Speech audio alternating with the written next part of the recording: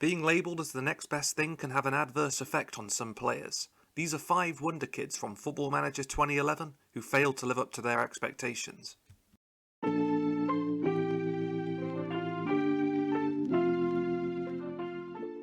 First up we have Yaya Sanogo.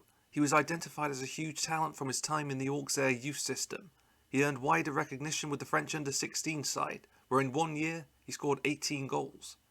This form attracted the attention of Arsene Wenger, who signed him in 2013. His time at Arsenal was pretty forgettable.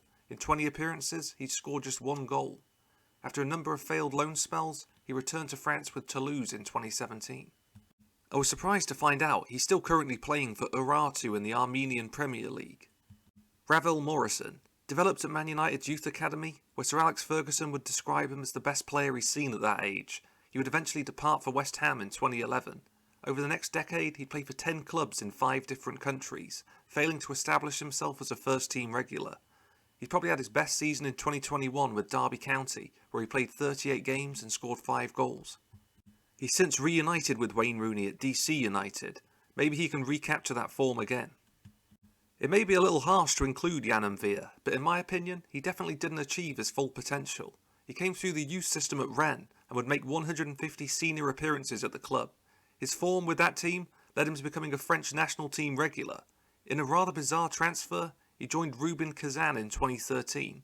He did briefly play in the Premier League with Sunderland, helping them avoid relegation on the final day of the season in 2016. He's currently playing with Olympiakos in Greece. Another with a Sunderland connection, Jack Rodwell. He developed in the Everton youth system and would go on to make over 100 appearances at the club.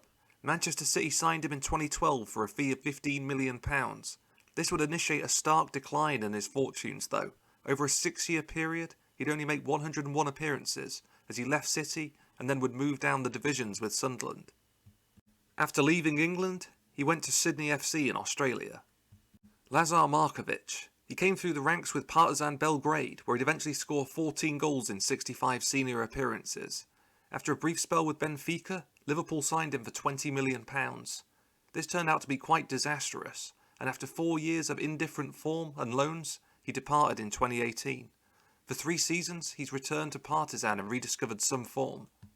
He left Serbia again though, and is currently with Gaziantep in Turkey. Definitely a range of players, but all who couldn't produce that consistent form at the pinnacle of the game. With most of them being in their early 30s, maybe there's still time to show the world their full potential. Thanks for watching this video.